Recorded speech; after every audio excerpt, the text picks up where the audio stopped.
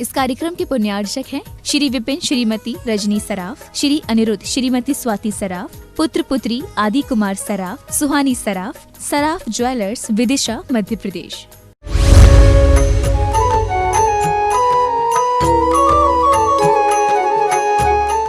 अगले क्रम में आचार्य महाराज ने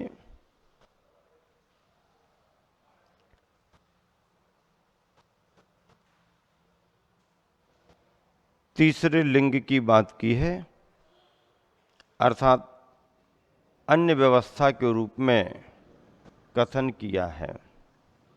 लिंगम इत्थि नेहबदी भुंजय पिंडम सुयेय कालमी अज्जीव वत्था बत्था वर्णेन भुंजेयी। लिंगम तृतीय लिंग इत्थीन स्त्रियों का हवदी होता है। महिला समाज की व्यवस्था। पुरुष व्यवस्था में मुनि और ऐलक क्षुल्लक का कथन किया। अब महिला समाज की व्यवस्था में कह रहे हैं आचार्य महाराज कि स्त्रियों की भी एक मोक्ष मार्ग की मुद्रा है, उनकी भी अपनी पहचान है, उनका भी अपना एक मोक्ष मार्ग में स्थान है। जो स्त्रियां आरिकाएं सुएय कालम्मी एक बार पिंडम भुंजई आहार ग्रहण करती हैं। आरिकाओं की अवस्था में, उस दीक्षा में आरिकाएं एक बार आहार ग्रहण करती हैं। तो मुनिवर ऐलक क्षुल्लक भी एक ही बार आहार ग्रहण करते हैं। हाँ, दो बार का तो विधान किसी को नहीं है।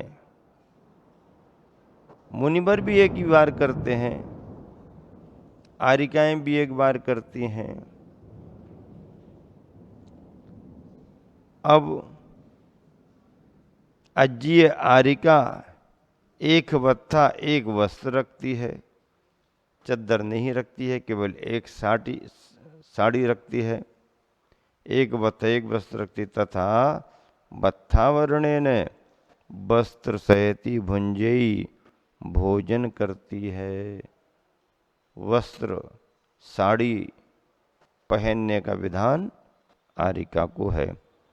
तृतीय लिंग स्त्रियों का होता है जो एक बार आहार ग्रहण करती है। आरिका एक वस्त्र रखती है तथा वस्त्र सहित आहार करती है। एक बार आहार करने का मतलब ये है कि चर्या को निकलेंगे भी एक ही बार। एक बार आहार करने का मतलब एक बार ही भोजन करें, ये अर्थ तो लिया ही जाएगा, लेकिन निकलने के क्रम में दो तीन बार निकल जाए ऐसा भी नहीं है। प्रातः मध्याह्न दोनों बेलाएं हैं। 12 बजे के पहले पहले या फिर उसके बाद मध्याह्न का काल। इन दोनों कालों में किसी भी एक काल में एक बार भोजन आहार किया जा सकता है। प्रतिदिन की चर्या के अनुसार सुबह सुबह निकल गए, आहार हो गया। अगर बिहार वगैरह करके देरी से पहुंचे हैं, समय अनुकूल नहीं है, सामायिक को बैठ गए। पहाड़ की वंदना करने गए, वापस आने में विलंब हो गया, सामायिक को बैठ गए।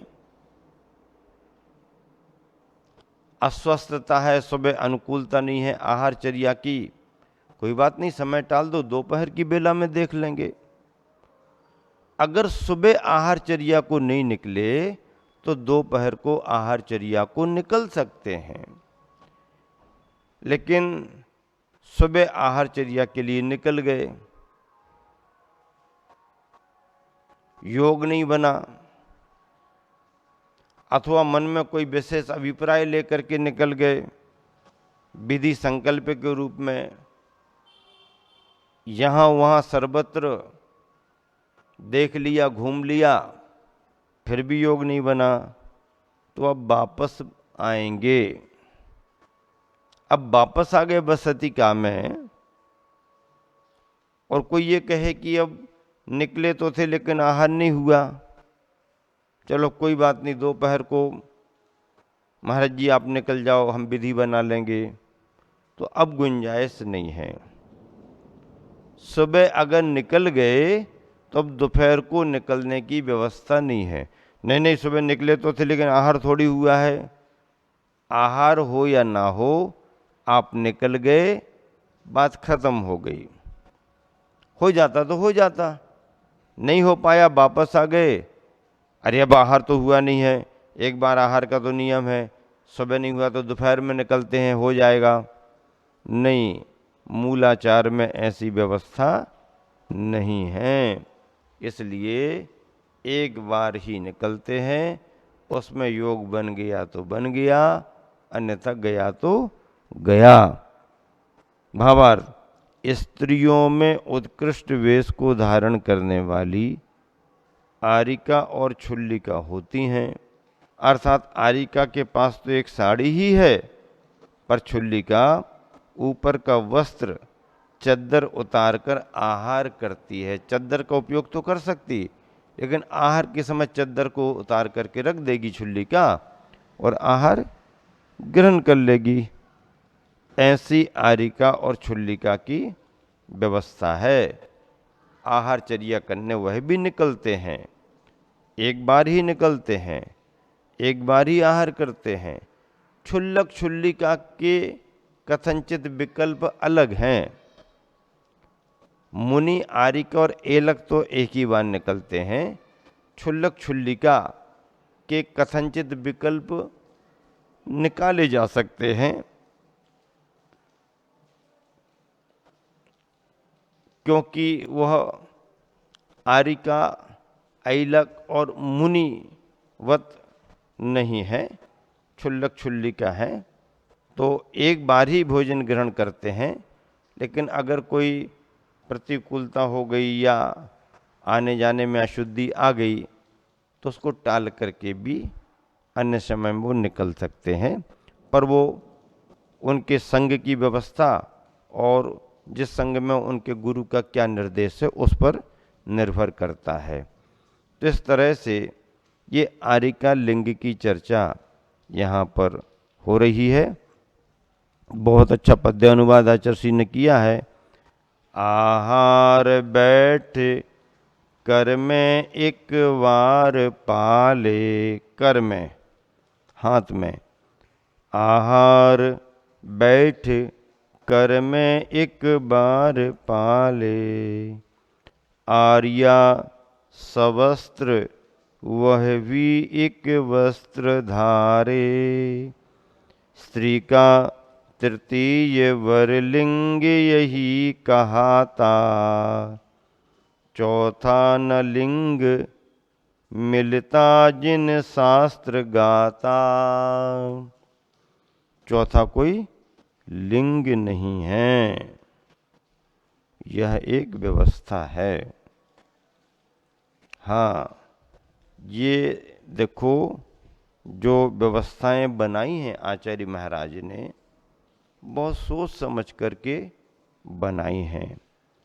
महिला वर्ग में भी कल्याण का मार्ग है, उनके लिए भी मोक्ष मार्ग प्रशस्त किया गया है, लेकिन उनकी जितनी भूमिका है उतना ही मोक्ष मार्ग उनके लिए प्रशस्त किया गया है। यद्यपि आत्मा सबकी स्वतंत्र है, उसका शरीर से भी संबंध नहीं है, लेकिन जब तक चार गतियों में ये जीव है तो इस जीव का संबंध चार गति की पर्यायों से भी है। हाँ, मनुष्य का शरीर मिला है, मनुष्य का भाव मिला है, स्त्री पुरुष नपुंसक के शरीर हैं और पुरुष के लिए पुरुष जैसी व्यवस्था है, महिलाओं में आरिकाओं के लिए आरिकाओं जैसी व्यवस्था है। मोक्ष मार्ग सभी का है, सम्मान सभी का है, आदर बहुमान सभी का है, लेकिन उनकी पात्रता और भूमिका के अनुसार अंतर तो किया ही जाता है, अंतर करना भी चाहिए। जो सम्मान और जो पूजा हमने निर्ग्रंथ मुनि आचार्य उपाध्याय को दे दी, अब वही सम्मान और वही पूजा हम वस्त्रधारी आरिका को नहीं दे सकते। तो क्या आरिकाओं का कोई सम्मान नहीं है? उनको भी तो महाव्रती कहा है, उन्होंने भी तो अपनी पर्याय में उत्कृष्ट व्रत स्वीकार किए हैं। वो सब बात सही है, उसका पुरुषार्थ भी बड़ा है, लेकिन उसकी पर्याय के अनुसार जो व्यवस्था है वह व्यवस्था ये दर्शाती है कि त्याग का उत्कृष्ट भाव रखते हुए भी, महाव्रतों का संकल्प करते हुए भी आरिका मुनि जैसे निर्विकल्प होकर के महाव्रतों का पालन नहीं कर पाती है। उसे वस्त्र की जरूरत होती ही है, हर माह शुद्धि के रूप में स्नान करने की जरूरत होती है, बैठ करके आहार वो करेगी ही करेगी। आतापन आदि योगों का आरिकाओं के लिए निषेध किया गया है, वीरचर्या करने का निषेध किया गया है। इत्यादि प्रकार से जो व्यवस्था वर्तमान में देखी जा रही है वह व्यवस्था आरिकाओं की वर्तमान में उनकी अवस्था के लिए बहुत उत्कृष्ट है। इस तरह आचार्य कुंद स्वामी अपनी लेखनी में जिन शासन वीतरागता के शासन में चलने वाले पात्रों की व्याख्या कर रहे हैं, पात्रों की मुद्राएं सुनिश्चित कर रहे हैं। हाँ, मुद्रा मान्य होती है, मुद्रा से संदेश मिलता है, मुद्रा उस परिपाटी का प्रतिनिधित्व करती है। जिन मुद्राओं में प्रथम मुद्रा तो मुनि मुद्रा ही है। ये जिन मुद्रा कही गई क्योंकि जिनेंद्र भगवान का जो स्वरूप है वही स्वरूप एक मुनि महाराज का भी है। मुनि बन करके ही तो जिन बने हैं, मुनि अवस्था की ही तो एक अवस्था है। घातिया कर्म नष्ट हो गए, अनंत चतुष्टय प्रकट हो गया। क्या? घातिया कर्म नष्ट हुए तो अनंत चतुष्टय प्रकट हो गया। अनंत ज्ञान, अनंत दर्शन, अनंत सुख, अनंत वीर्य, ये चार गुण प्रकट हो गए। अरहंत अवस्था आ गई, सर्वज्ञ अवस्था आ गई। तो ऐसे अरहंत तीर्थंकर भगवंतों ने अपने उपदेश में जिन शासन के रूप में जो विधान किया है उसमें मुनि, उपाध्याय, आचार्य, ये तीनों परमेष्ठी और महिला वर्ग में आरिका और उसके नीचे क्षुल्लिका यहाँ और मुनियों के पीछे चलने वाले ऐलक क्षुल्लक जी श्रावकों के अनुसार प्रतिमाओं का व्रतों का पालन करने वाले यह जिन शासन हैं और ऐसे जिन शासन में इन मुद्राओं का कथन किया गया है। मुद्रा उस शासन का मान्यताओं का प्रतिनिधित्व करती है। ड्रेस ही नहीं होती है, ड्रेस एड्रेस भी बन जाती है। क्या बन जाती है? ड्रेस एड्रेस बन जाती है। हालांकि निर्ग्रंथ मुनि की तो कोई ड्रेस ही नहीं है। सभी प्रकार की ड्रेसों को अलग कर दो तो निर्ग्रंथ मुनि महाराज बन जाते हैं। संसार में ड्रेसों वाले बाबा बहुत हैं, बिना ड्रेस वाले बाबा तो ये कई हैं। और जो बिना ड्रेस वाले बाबा हैं उनका कोई एड्रेस भी नहीं है। ड्रेस और एड्रेस से परे जो है वो निर्ग्रंथ मुनि और गुरु कहलाते हैं, महाव्रती हैं, स्वपरहितकारी चर्या करते हैं, दूसरों को भी बढ़ाते हैं। हाँ, ऐसे स्वार्थ त्याग की कठिन तपस्या बिना खेद जो करते हैं। अब देखो, कल के दिन संग में महासागर महाराज जी ने केसलुंच किया,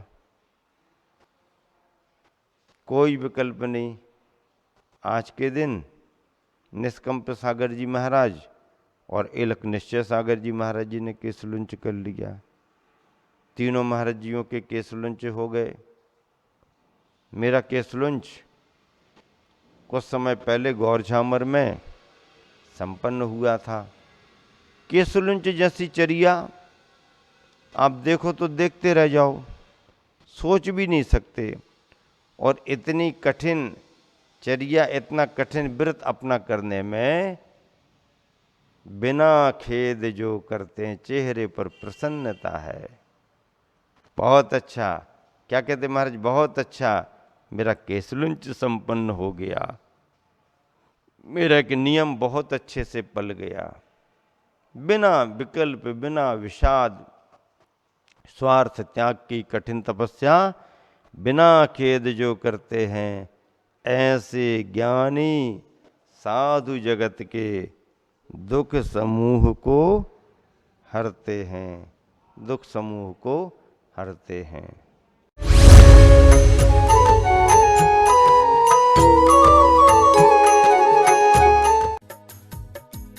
इस कार्यक्रम के पुण्यार्चक थे श्री विपिन श्रीमती रजनी सराफ, श्री अनिरुद्ध श्रीमती स्वाति सराफ, पुत्र पुत्री आदि कुमार सराफ, सुहानी सराफ, सराफ ज्वेलर्स, विदिशा, मध्य प्रदेश।